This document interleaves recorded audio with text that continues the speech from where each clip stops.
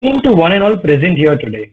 It is with immense joy that I, Ayush Shah, is welcoming you all to this exciting webinar organized by eCell Vijay TI to facilitate the learning of the students from the experience and insights of two IIM Ahmedabad students who have achieved their dream of securing admission into the top business school in India, which I am sure many MBA aspirants present here today also share. It is my pleasure to introduce you our speakers for today, Deven Shah and Shreyas Satardekar. Hello guys, how are you? Hey, hi Ayush. We're doing fine. Thanks, man. Thanks for the introduction. Okay. It is my Shreyas Satardekar. We'll start with Shreyas first. Shreyas Satardekar is pursuing his MBA from IIM Ahmedabad, as we all know. He worked as an intern at Group Management Cadre at Mahindra Group, a full-time analyst at Credit Suisse, and also as a software intern at Mahindra and Mahindra.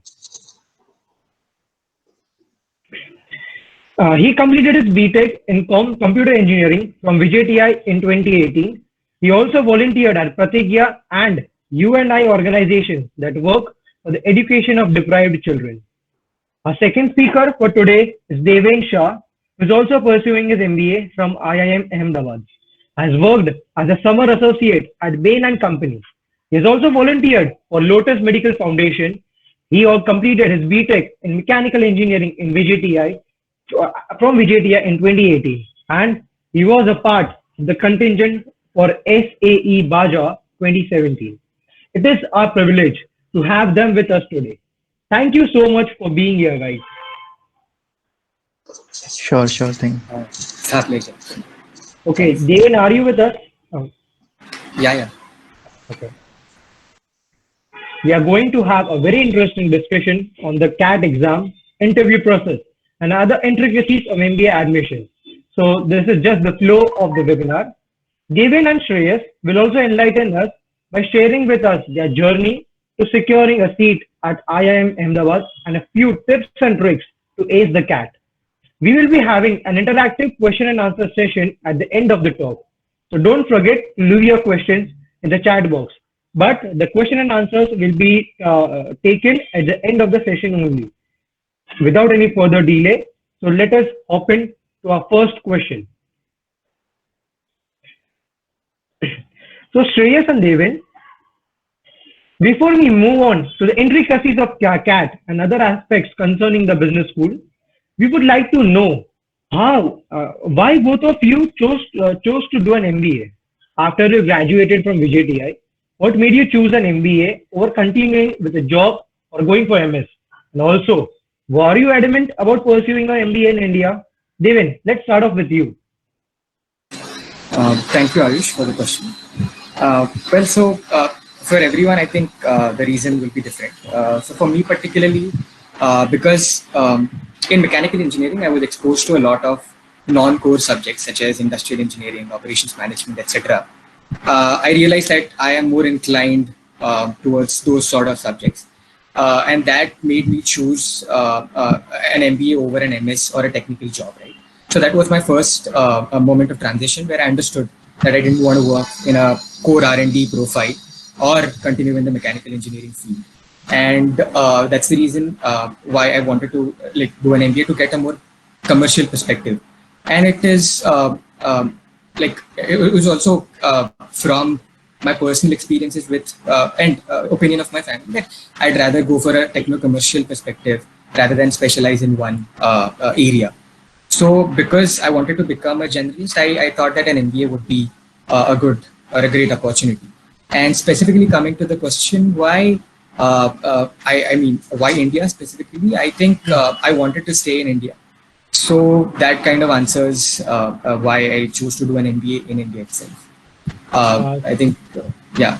Okay, so you wanted your you wanted to complete your education in India right now, or you wanted to see yourself in India for the future? What was the reason for choosing India over the abroad MBA program? So one is I wanted to stay in India because of a lot of other reasons, a lot of personal reasons. So that was one. And second, if you look at MBAs abroad, there are two ways in which you can do it.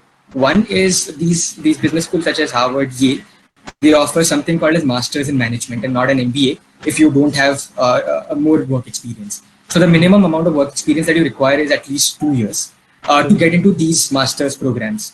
But if you want to do a proper MBA abroad, you're required to have at least 3 to 4 years of work experience to get in a really good business school, right? Moreover, I think there are a lot of costs associated with going abroad. So, looking at all these factors, I decided that I want to pursue MBA right now, and with a flagship school here in India itself. Devin, what's your take on to this question? So Sorry, Shrey. yeah, that's all right. Sorry. So for me, I actually did computer engineering, and I wanted to, stick with the tech job because I liked when I was doing computer engineering, but I was not necessarily inclined towards the backend or the coding aspect of it. So like I spoke with a few people who had done MBA and they were also computer engineers or IT engineers, and that essentially, gravitated towards knowing a bit more about digital transformation. And I understood, one of my managers at Credit Suisse, she was, a computer engineer, and then she had done her MBA from SP Jain. So she kind of like guided me in terms of what exactly are the different paths which will open up for me if I were to do an MBA. So that was, the primarily the reason for going forward. And in terms of, let's say, why not MS or let's say USA for that matter. So, I know many of my batchmates who actually, went abroad and they're doing really well there. But at that period of time, I just wasn't exactly sure about the H1B process and all, as Trump had become the president. So I wanted to like be a bit more safer. So that also kind of, I guess, tilted the scale towards MBA a bit for me. Okay, that was quite insightful. And moving on to the next question, the preparations for the CAT exam. This question is oriented to that. Devin, can you share with the audience how did you prepare for the CAT exam? What is your advice on in-person coaching classes and online platforms for coaching? Shreyas, you can follow further. Yeah. So I'll tell you a bit about my experience only. So because I knew that I wanted to do an MBA in college itself, so I joined Time Dadar, which is nearby. During my third year of engineering. So they had this super long batch which starts in August the previous year, like in the third year. If you want to take CAT in the next November. Yeah. Okay. So I just could you just give me 1 minute? Yeah, sure. Shreyas, maybe you can hop in and let us. Yeah. Sure. So the strategy, I actually started preparing for CAT while I was working. I did not really have any intention of joining MBA for that matter right after graduation. Yeah, as you said, you are a little tech oriented that time while you were to visit your college. Okay. Correct. So for me, the strategy which I followed, I think it may sound cliche, but I guess solving mocks and then trying to analyze what you do right and as well as what you do wrong. So in the initial months, let's say in the March, April, right around now, that was when I was trying to go through the basics. So I had given my GRE. So I was pretty comfortable with verbal as well as quant. But I went through certain books like Arun Sharma, etc., which I'm sure many of you will know of. I went through those books in the initial month to, brush up on my basics.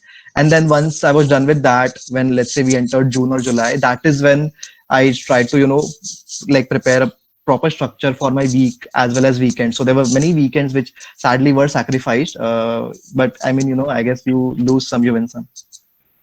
Yeah, sure. Okay. David, are you ready? Sorry. Yeah, I'm here. Okay. So just continuing on to my story, I think Shreyas's preparation stint was very short, but I had a very long preparation stint. So I think you had started from the third year August. Okay. Yeah. So I started in the third year itself. I had opted for coaching classes because I didn't want to risk anything in terms of the basics. So I just wanted to go through all the lectures and all to brush up my basics and all, and then try to give mock tests and polish my skills. Test taking skills for CAT at least. So that started in third year itself. Although I didn't seriously do anything, but so in the fourth year after me, when I completed my internship with a firm, I started preparing seriously for CAT. From there on, I initially started up. I mean, I started taking mocks itself, and then tried to analyze and attempt CAT. So during my the first attempt that I'd taken, I scored pretty well, but I couldn't convert a few of the dream colleges that I had. So the next time, so the next year, I also again took CAT, where I didn't opt for any coaching because I had. I was pretty confident about my basics. I just wanted to polish them again. And for the next year, again, I started the entire cycle of CAT preparation from July, and it went on till November. And more or less, it was focused on mock CATs and sectional tests, which are available online, any of the coaching institutes.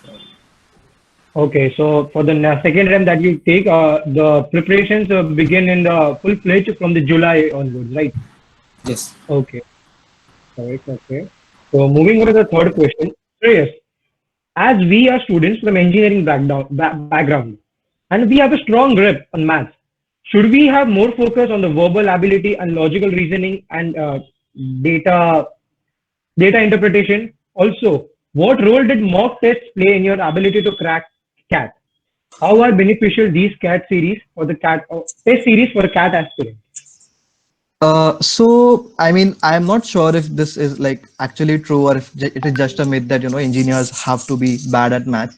I mean, I know many engineers who are engineers have to be bad at verbal. Good at maths. Yeah, good at maths and bad at verbal, because I know many engineers who are really good at verbal. Devin being one of them. Oh, So yeah, I mean, so I actually did not really have any such kind of strategy in terms of focusing, let's say, less on maths. I divided my time, as I said, for my week I used to do sectional tests.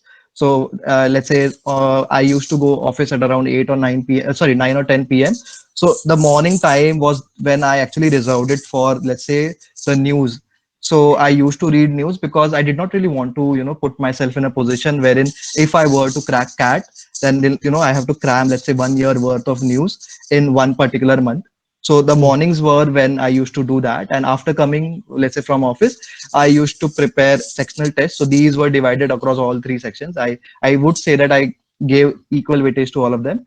And then in the weekends, as you also asked whether mocks are important, then I would say that rather than focusing on the number of mocks that you would do, I think analyzing, which I guess you all must know, analyzing it to understand what are your areas of strength as well as weakness, so that you can have a strategy for the D-Day. I think that is something which is very crucial. So my weekend, Saturdays and Sundays, I try to give 2 mocks, one on each day, and then analyze it in the later half of the day. okay. And as you said before that, the verbal you were confident because you had attempted a GRE before. So at Yeah, the time yeah. of GRE itself, so there was a little. How do you feel a little uncomfortable with the verbal section and that stuff as being an engineer? Yeah, so yes, I mean, I would say that, I mean, if you look at the verbal section in GRE, I think that is like very different than what it is in CAT, primarily because GRE is also focused a lot more on, the words, certain words which you and I might not use in our daily conversation. But the RC part, etc., I mean, definitely I did find it challenging a bit, but I had done coaching for GRE. So I think Okay. that essentially, allowed me to not opt for, let's say, an offline coaching for CAT. Okay. So GRE backed you well. Yeah.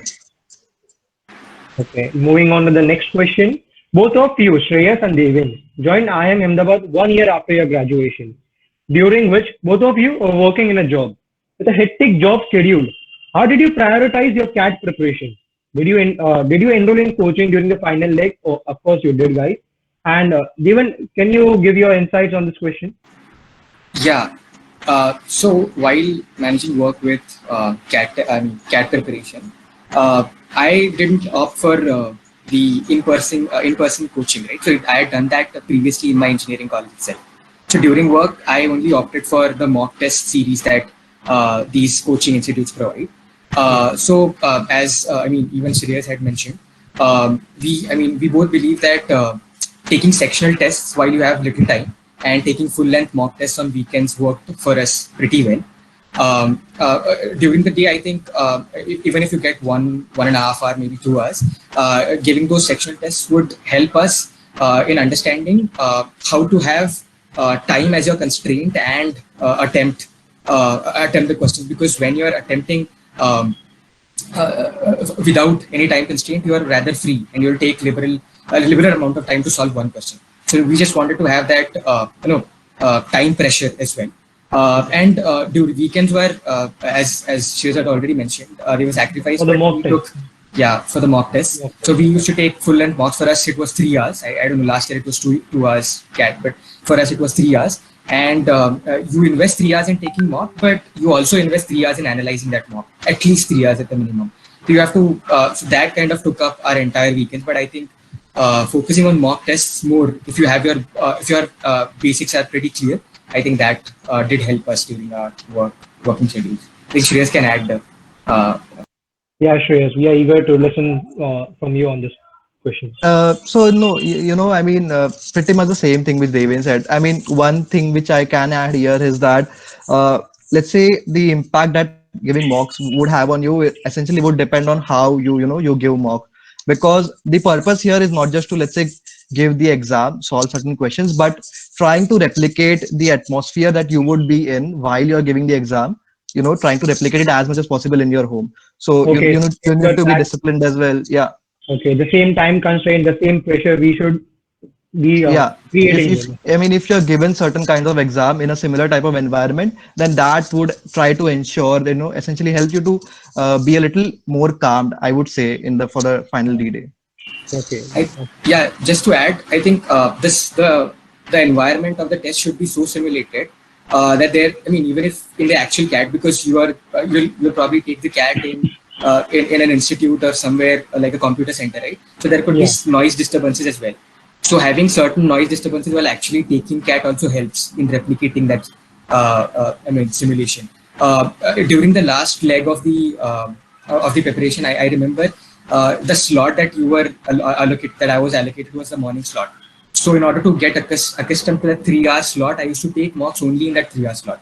It could be different for people in the afternoon, so because a lot of people might be a little lax during their afternoon. So I think it's important to get your brain trained to give a focus test in that 3 hours. Get familiar with that time span and to the environment, even with the sounds and adapt the situation. Okay, correct. Yeah, okay.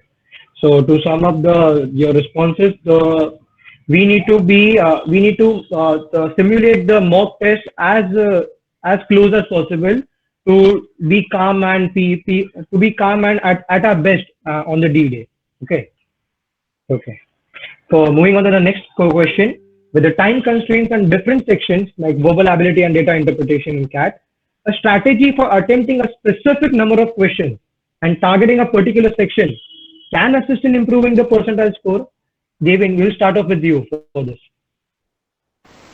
Okay, so I'll take the two sections, one by one. I'll start off with the verbal ability section. The first thing is you need to identify what your strengths are. So for me, reading comprehension was my strength, wherein I could attempt more questions with better accuracy as compared to any other form of questions in the verbal ability section, right? So one is trying to identify your strengths. Now, even in the strengths, there could be times where the passage could be from philosophical genre where you are not very comfortable with that, right? So in order to get accustomed, I think you should be okay to reading a lot of material beforehand. So you should try to across sections. So you should read across science, politics, environment, philosophy, literature, arts, history, etc. So you should read all type of material. Now you can do that by reading books, but if you're time crunched, you can do it via just attempting RCs, which are provided by a lot of coaching centers. Okay, so for me, that 60 minutes time span, I used to allocate almost 40 to 45 minutes to to the reading comprehension section. So almost 60 to 70% was only focused for that, and the rest 30% was to attempt any other questions there were. So you need oriented to the verbal ability section you're talking, right? Yeah, so only verbal ability section. From the overall time span, now we don't know what will happen for the next CAT, right? So I'm just giving you a percentage, it's a relative percentage. So overall, if you are out of the 100% time that you have, almost 60 to 70% for me was reading comprehension.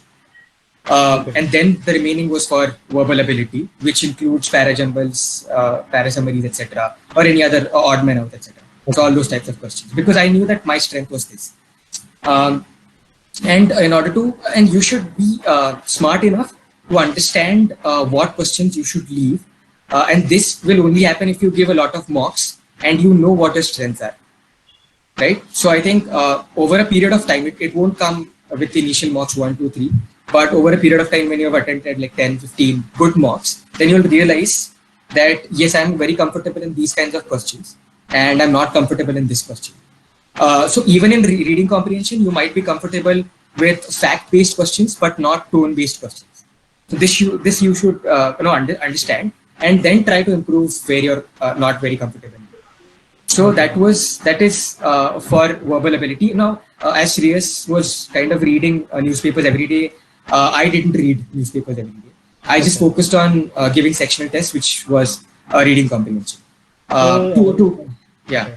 So how did you prepare up for the news and all that stuff? The questions based on that.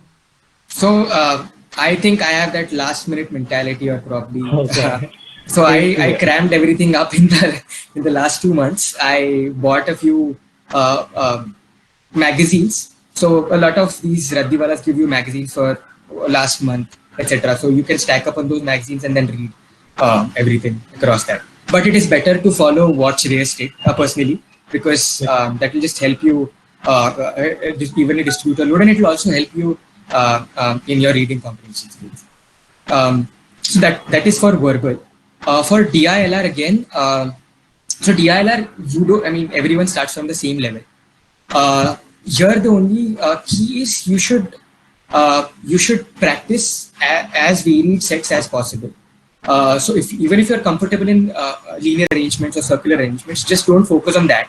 You should be exposed to a lot of other kinds of data sets, which could include a combination of probability statistics. It could include line graphs, bar, pie charts, etc. Everything. Okay. You just can't say that no, I'm comfortable in linear arrangements. I'll only focus on linear arrangements. So here that targeted strategy doesn't work. It's better to be a jack of all trades here than being specialized in one, right?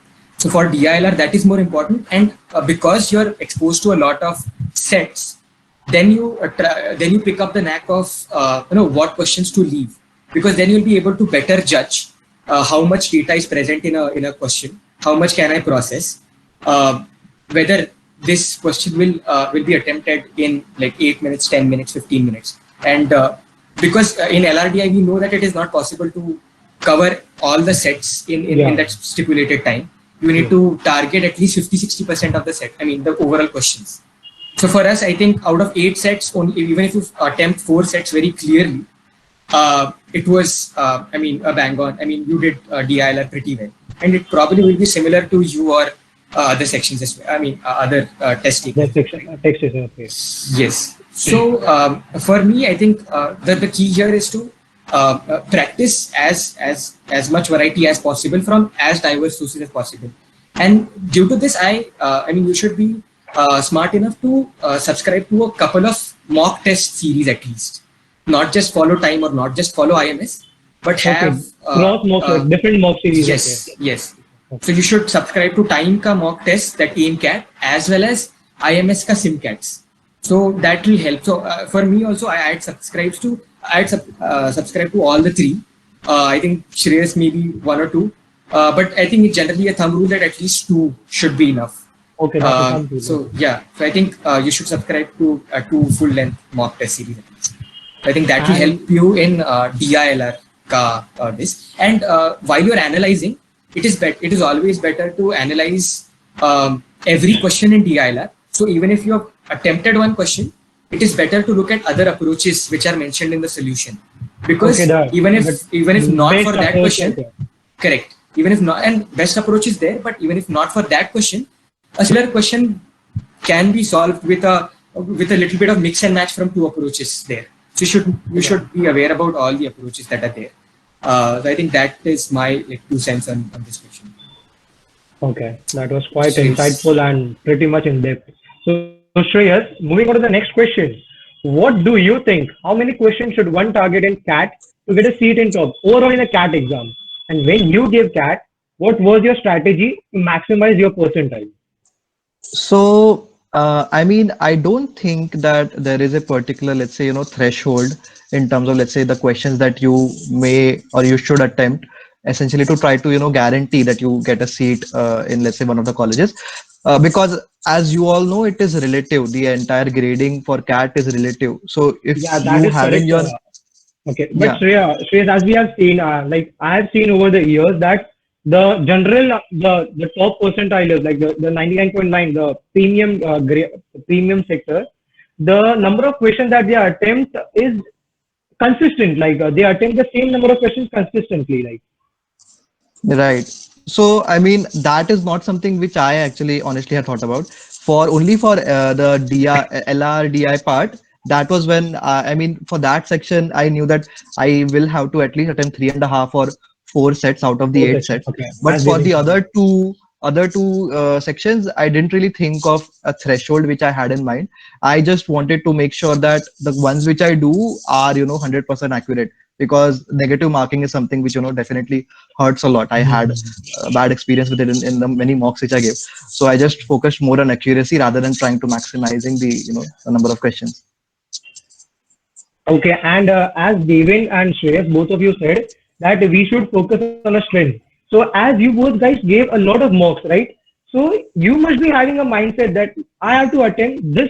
I'm able to attempt this certain amount of questions in the verbal section. I'm able to attempt like were you having like some sort of a target or to attempt such questions like based on your the analysis that you have taken for all the such mocks that you have appeared.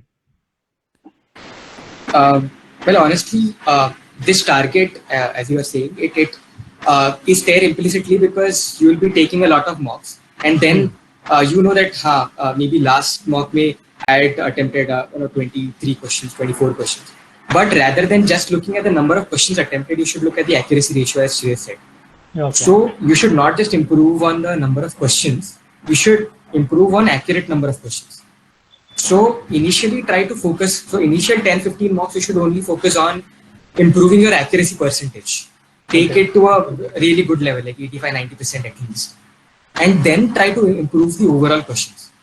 So what happens in verbal, this is something from my personal experience. I was not very comfortable with verbal initially.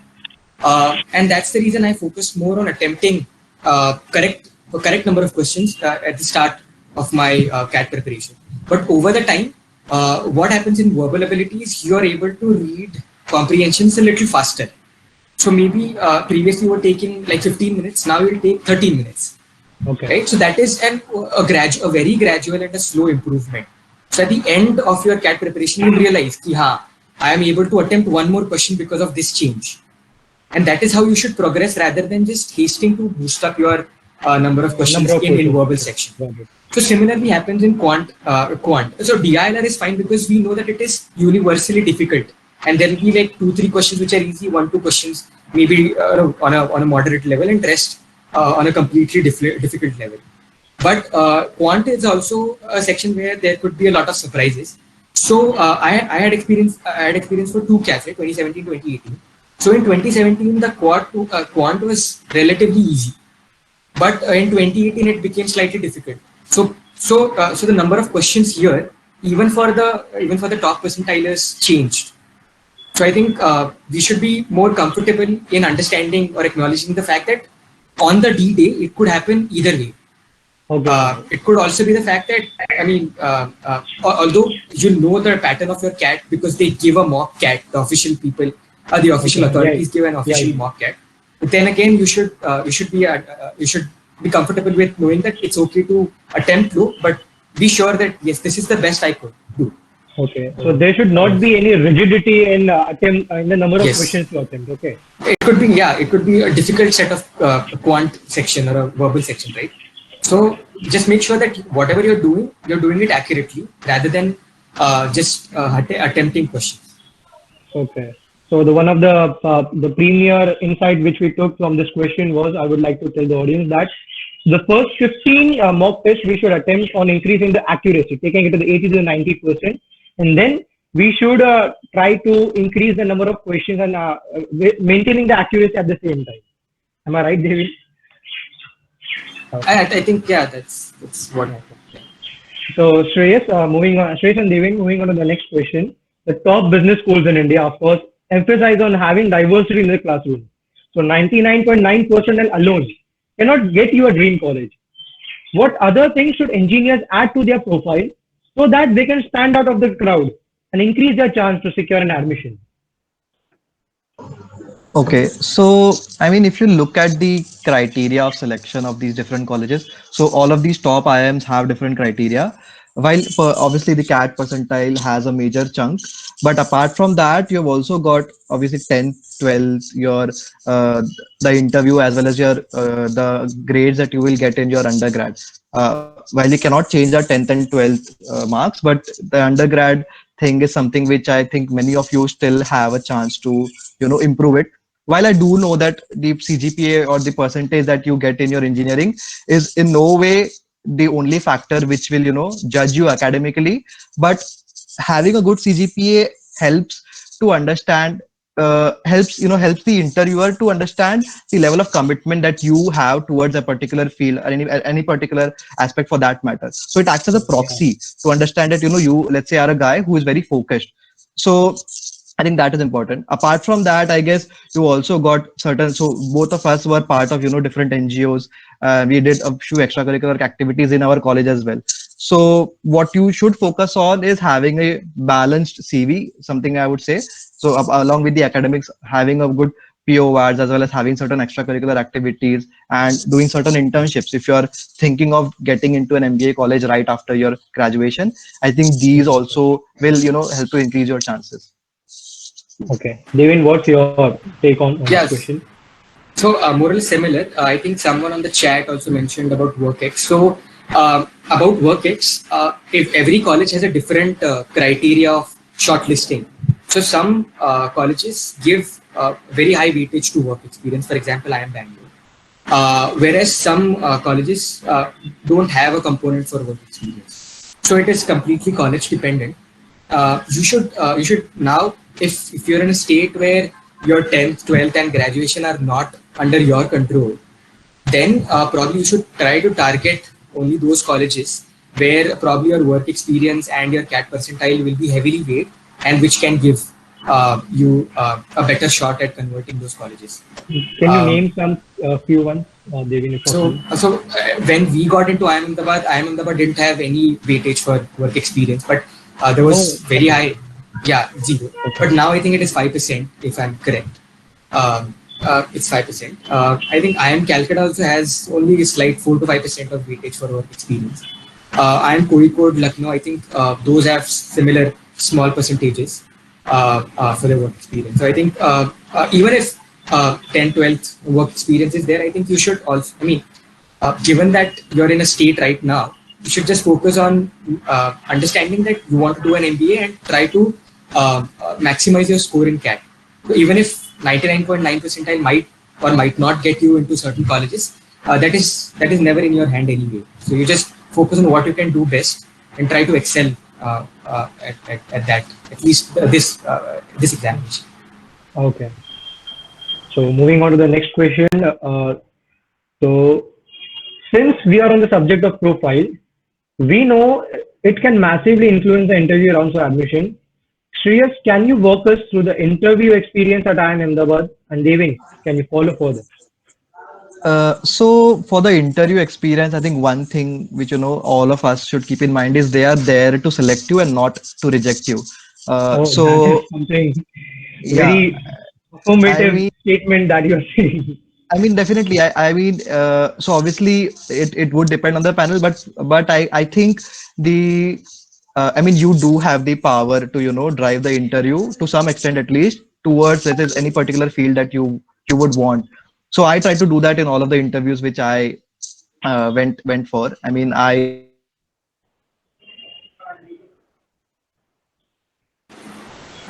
I Hello. think it's net. experiences which I had in these fields. Shreyas, your net is little lagging, so can you repeat a bit?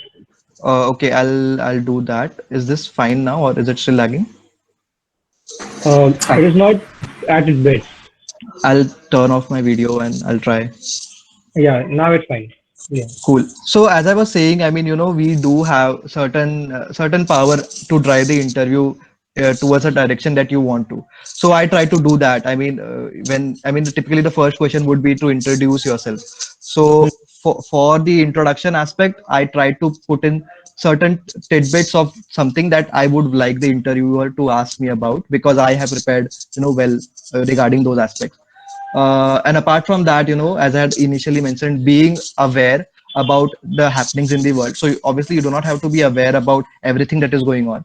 So there was one website apart from the newspapers which I used to read. There was one website, Vision IAS. That is one thing which used to put out a monthly newsletter sort of thing.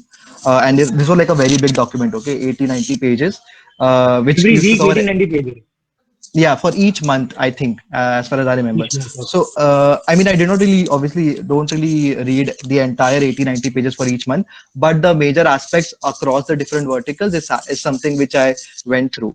And what the interviewers, at least I personally feel, are looking for is whether you have an objective opinion towards, let's say, a particular issue that they ask you about. So this issue could be anything. Obviously, it could be regarding the farmers crisis or any other international crisis.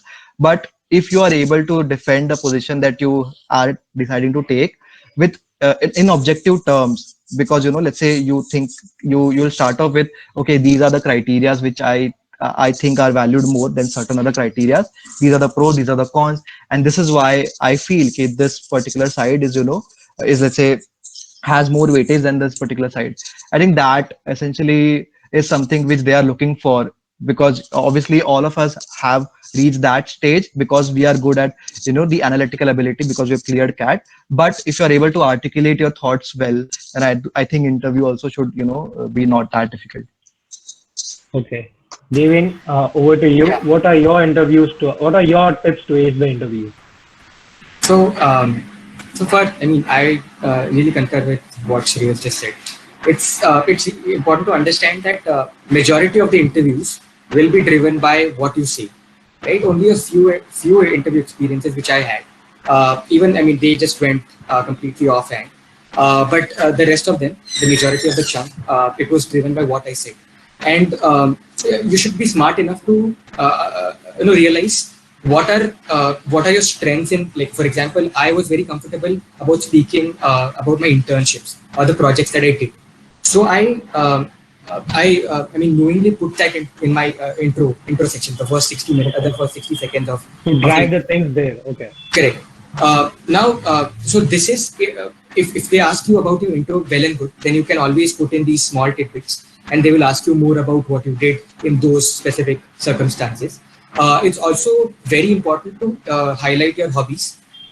So one thing that I did was, I every time in my intro section I used to mention my hobbies at the end, hoping that they catch on to on the hobbies, and they ask me questions regarding my hobbies. So that actually worked in my favor in my IIM Ahmedabad interview. I mean, God thank you. So I actually they asked me about what recent movie I had watched. They asked me about Gully Boy. What did I think about Gully Boy? Would you recommend Gully Boy to an ordinary person, etc. So that kind of brought home the interview. Secondly, if they don't ask you the intro question, it will be anyway dependent on what you will say. So they can start off by asking you a random subject or a random topic, a news article. For that, as Shreyas said, you should be aware about a lot of topics and have an objective opinion. An objective opinion meaning that you shouldn't be biased towards right or left. They should, Okay. I mean, even if irrespective of whatever your political ideologies are, you should weigh both pros and cons and then propose your answer. So the way in which you speak is very important. It should be crisp, short, and to the point. Don't beat around the bush. And more often than not, try to smile in the interview, because that kind of relaxes the entire atmosphere. Even if they are grilling you, a simple smile will tell them that you are more calm and composed. Even if you're not, a smile will work its magic. So I think those were, I mean, the broad aspects of my interview. And the basic hygiene factors you should know about. is you should prepare well about your undergraduate degree, your internships, your work experience. So they can ask anything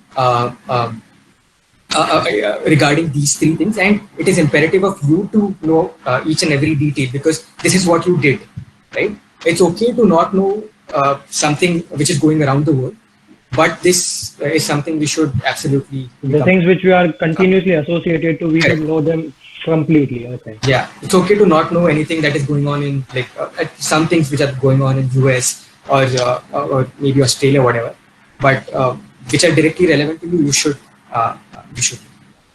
So as Shreyas shared with us the Vision IAS thing, you had some sort of website or resource to go to, a go-to resource for the news and stuff.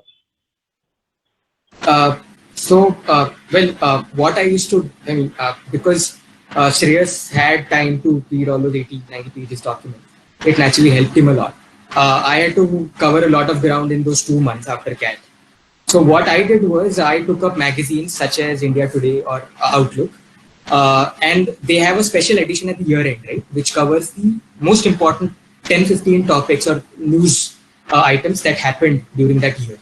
So take that index and then search on Google, and then you have various opinions on those articles.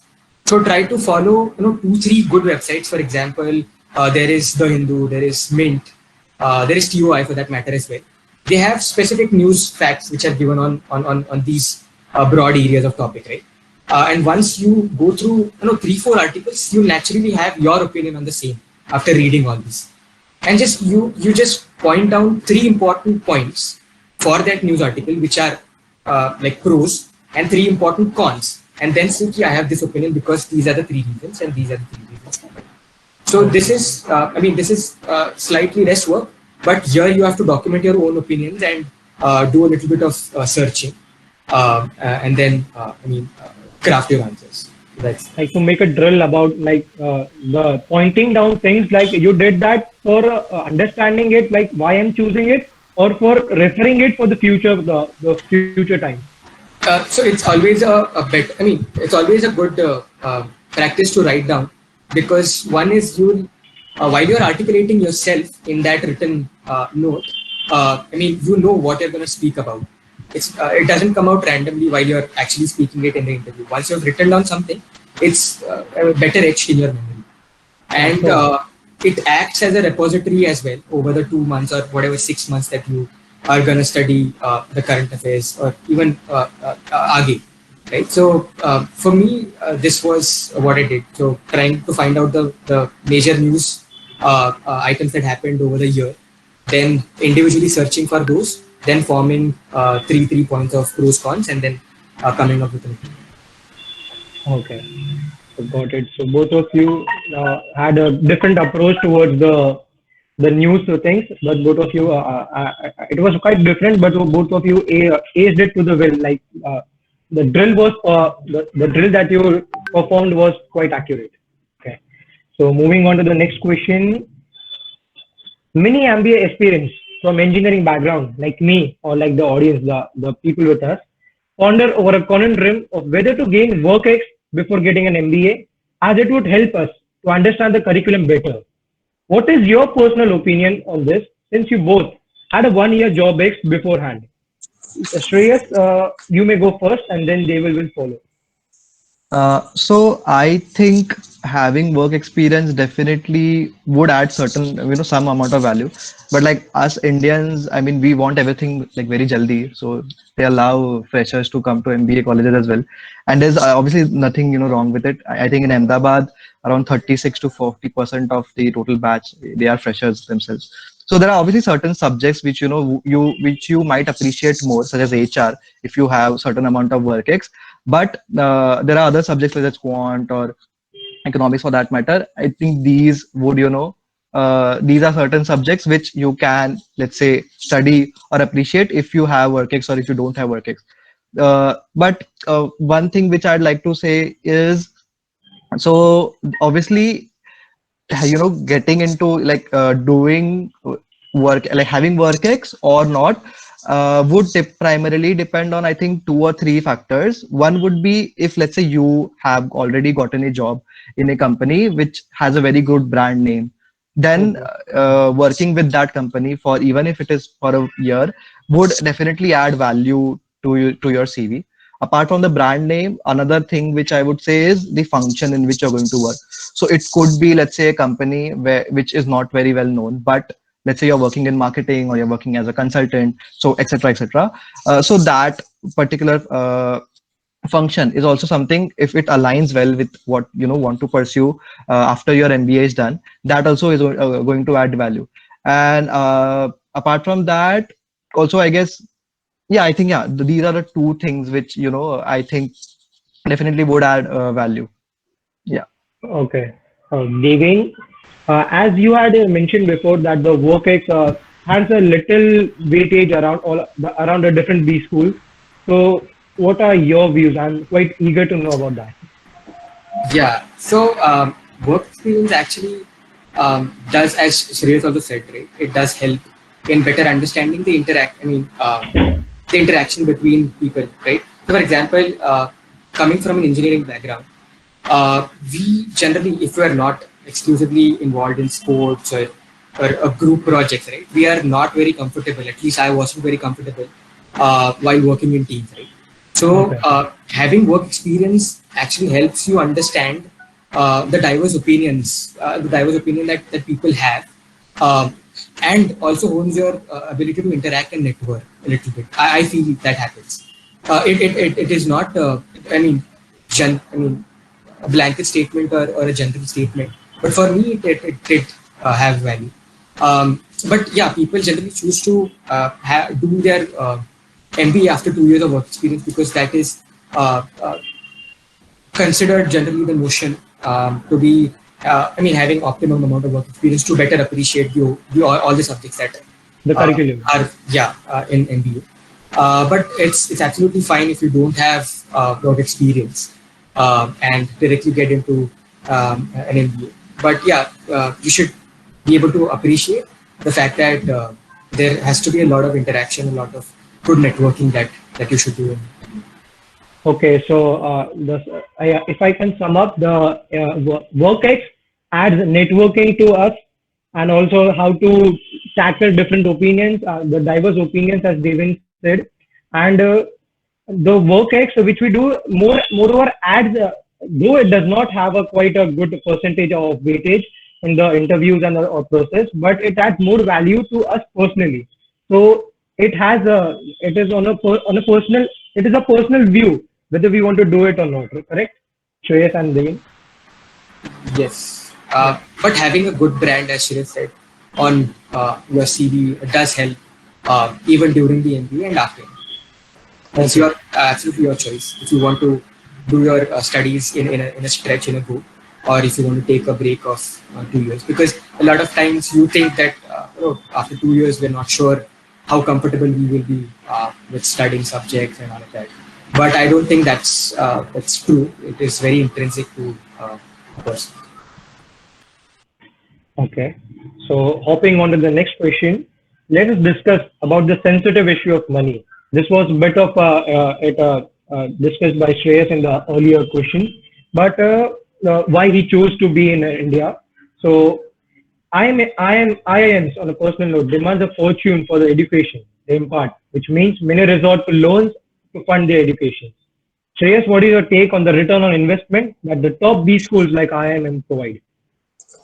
So, if let's say you think of return on investment primarily in terms of, let's say, the first package or the first job that you get, then that would be a very myopic view of the MBA degree that you have acquired. Because the engineering degree that, or let's say for any undergrad degree for that matter, is very different than an MBA degree. And the returns, if I have to use that word, that you will get from MBA degree is going to be much more than just the monetary value that you will get from the job.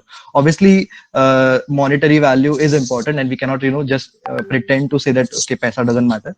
But apart from that, the brand that it would add to you, being in an IIM, also networking with these people. So as Devan also mentioned, you get exposed to so many different people, having different backgrounds, and many people are definitely going to be smarter than you are. So you get to learn a lot as well. And once you graduate, you still try to maintain as many networks as possible. So that also does help, in your future, let's say 5 to 10 years down the line. If I mean, I know, like in one of the alumni meeting that we had, the guy who he mentioned that if, let's say, any person reaches out to him and he can see that he's from IIM Ahmedabad, then this guy takes out time on the weekend to speak with him, because that is the, I would say, kind of like a community of the entire alumni community that get to be a part of, if you get access to these good MBA schools.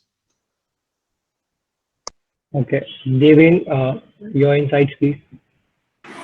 I'd more or less concur with what Shreyas said. Um, for us, I mean, again, it's this, right? Taking a very myopic view and thinking about packages right now is not what you should be doing. You should be finding more. I mean, you should be finding out more about yourself, what you really like, and then going to the best place that is there. Uh, uh, at least what do you think of, right? So it's more about introspecting rather than having these notions about money. So I mean, it's always better to not. I mean, to keep money as a secondary perspective while deciding such things even in a country. So I mean, I probably we might be privileged, but I still think that it is uh, equally important to understand that over a long term, having a better brand and a better network always is weighs more than a short term ROI perspective.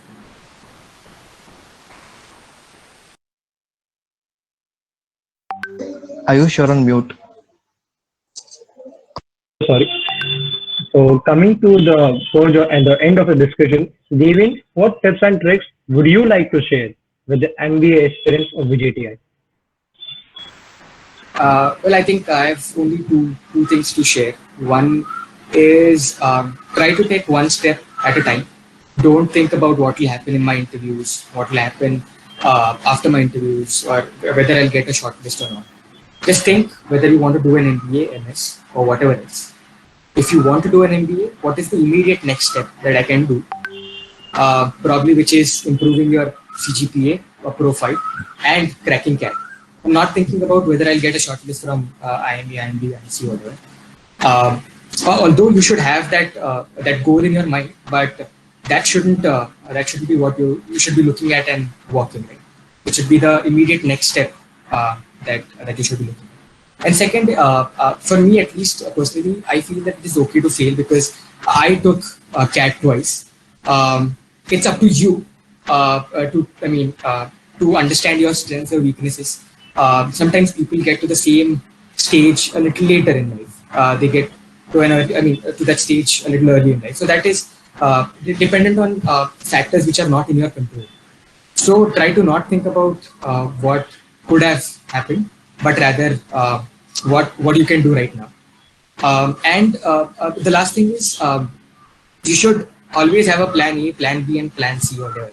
You shouldn't put all your eggs in one basket. So, for example, you shouldn't be obsessed with only CAT or let's say only one, two, three, etc. Right? You should always have 1, 2, 3. If this doesn't happen, then this. If this doesn't happen, then this. And although it will be in a priority, it's okay to accept that didn't happen and just move on, right? Try to make the best of what you can. So have a backup plan and then a backup plan. And then that's my view. Okay. And Yes. if if I have to add to what Devin just said, another thing would be, to try not to have a herd mentality, in the sense that everybody is doing an MBA. That is why, that is the natural progression of how one should go after graduating, let's say from engineering or any other college. Because I know many people who are after graduating are working and they're doing really good in their jobs. There are also many people who went to, USA, and they also are doing really well. And then both of us here who decided to do an MBA. So, I think this would really you would need to have a retrospective exercise an introspective exercise to understand whether MBA is something that you actually want to do. And if that is want to do, then definitely you have different resources available, and you can start preparation. Apart from that, another important thing would be like collaborate and not just compete, because one typically people do have a mentality of trying to keep things from others and just focusing on something that you want to do, because you obviously don't want others to get ahead of you. But what we fail to realize is that even after, let's say, you do your MBA, or in an MBA, in your MBA school, any school for that matter, many of your projects are going to be with different people. So you need to understand that you obviously, if you are going to share something, you're going to get something back in return as well. So if you Yeah, have a true. group of people with whom you're even in the preparation phase, these are the people who would try to motivate you, and you also will try to push them further, so that the entire group as a whole, you're able to achieve the target whatever that you set for. So yeah, I think these are the one or two sense which I have. So, talking about Devin, he said, moreover, the tips that he gave us was focused on the step which you are on, and not on the height of the ladder which you have to climb. And as Shreyas said, grow together, like take people together and work accordingly, so that we can prosper further. And we should have plan A, plan B, plan C, and we should have a robust and a resilient approach towards our preparations or towards our goal, whether to pursue our MBA or not. Okay, so thank you so much, Devin and Shreyas. That was a quite a insightful session with you guys. So we'll take some few questions if you don't mind. Is it okay? Yeah, Yeah, sure, sure. sure. Okay, so moving on to the first question, we have from Katie. How critical are I will read it for you. How critical are the projects that we do in college? I'm aware that they must be crucial, but what would you suggest to an engineering aspirant or an engineering student who is about to enter the last year but hasn't done any significant project, or rather, isn't that too good technically? Shreyas, maybe you can, as you are from the IT Yeah. field, tech field. So, I mean, if you are thinking of directly going into an MBA college, then after doing your undergrad, then I do think that they would add certain value, but it is obviously not a make or break point, because there are many different ways in which you can try to add value to your CV. So if you haven't really done an engineering project, try to think of any internship, any virtual internship that you can get, that you can do parallel with your studies, or any other, any other volunteering exercise that you can take up, that should make up for the fact that you are lacking in one particular aspect. So yeah, it is good to have, but it is okay if you don't have it. I mean, obviously cannot really do much about it. So focus on other aspects. And I think Okay. it's okay to I mean, Yeah, not do sure. technical, not do technical projects as such. Right? Do projects in whatever you like. It could be content writing, it could be whatever, photography, anything at all. So just try to do what you're really passionate about, and try to so because this doesn't qualify you for the interview. It will only help you after or once you're in the interview. So it is up to you to convince the interviewers that you're kind of a really good candidate to be selected in this college. Right? So the projects, do projects which you're really passionate about. It's fine if it's not technical, but try to do something apart from only academics or only extracurricular or anything. You should have a decently well-rounded profile, which shows different Yeah. aspects. Okay. So there's another question. From which year did you guys start the preparation for CAT? So Devin started from the third year itself, and as well as Shreya started in the year with which on which in which he was working. Am I right, Shreya and Devin? Yeah. Okay, Yes. sure. So for the moving on to the next question, it is Ruchika who is asking: is it important to have an internship experience, or just having a good technical projects will be okay? Again, a little same domain, we would go around it a little bit quick. So I think it's always better to have internships because that will put a brand on your CV that you work with a certain company. but it's okay, absolutely okay if you don't have internships. Just try to highlight the interesting work that you have done in your projects. It doesn't really makes or breaks your chances of getting into or any other industry. Okay, so the another question is from uh, Saurabh. Okay, before that we have Josh was asking that you guys mentioned that participating in extracurricular activities like NGOs, etc., adds in our CV. So he's asking that what weightage do such activities like playing sports at inter-college level, being a part of organizing committees of events like Techno, as you might be Techno Prati, ESL, you might be aware of. What these things add to us on our resume and what weightage do they have? So, yeah, I mean, they definitely do have weightage because you are going to, write down what exactly you did while you were part of this particular committee because they don't know what Technovanza is, they don't know what Enthusia is. But if you are going to mention, let's say you took up so and so, you were part of so and so team wherein you try to increase the Facebook likes or Facebook reach by XYZ percentage, then that becomes a branch for discussion in the interview because they'll ask you what exactly was it that you did. Do you think of certain other thing that you could have done that could have helped you to reach even more audience. So these things, as I said, they become like points of discussion. So you don't really think that even if it is a Technovanza or Enthusia, is it worthless, because it is not. As even in the discussion we had talked about, they are looking for a balanced CV. So many people might have the view of and the top IIMs only wanting people who are entirely focused on academics, and that is definitely not the case. Having a balanced CV wherein obviously academics is not ignored, but these different aspects are also present, that would be if you can say, a better CV. Okay. So next question is from Kachia. How much percentage there is for internship projects? Again, the same. This question we have talked and discussed on. So we move on to the next one. It is Saurabh who is asking on a personal note that he has a pointer of 6.7 till now. He's in a second year. Should he focus on the top three IIMs or not? Does he have a chance? He's asking. Devin or Saurabh, Shreyas, can you elaborate? Well, it depends on your CAT percentile, I think, more or less, because even if let's say A or B might give certain heavier weightage to undergraduate marks, at least IIM Calcutta doesn't overly weigh these. The undergrad CGPA. So I think you do have a shot there, but. Apart from this, I think even if you want to get into B, I think work experience will try to compensate for a lack of undergraduate CGPA.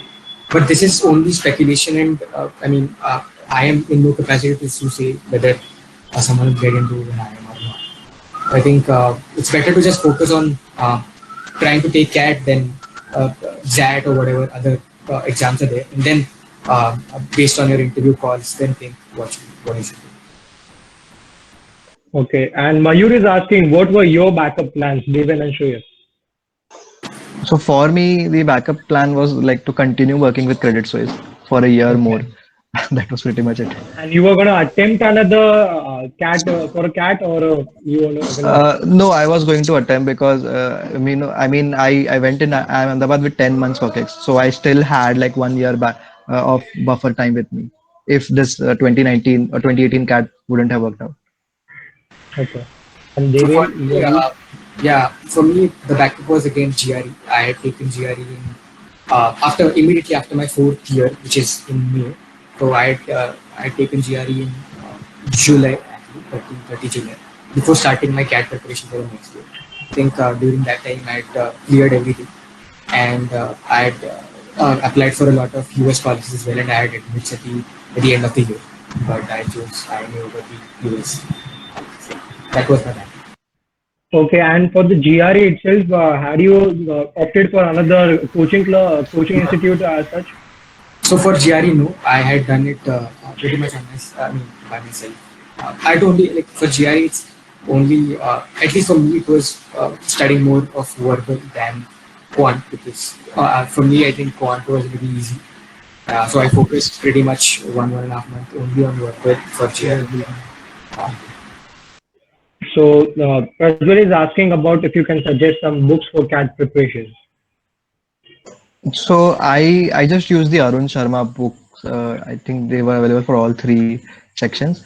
So those were the go-to books for me. And apart from that, as Devan also mentioned, the different test series which these classes have, time, IMS, etc. So I had enrolled in two of them, and they also have different sectional tests. So yeah, that was pretty much it for me.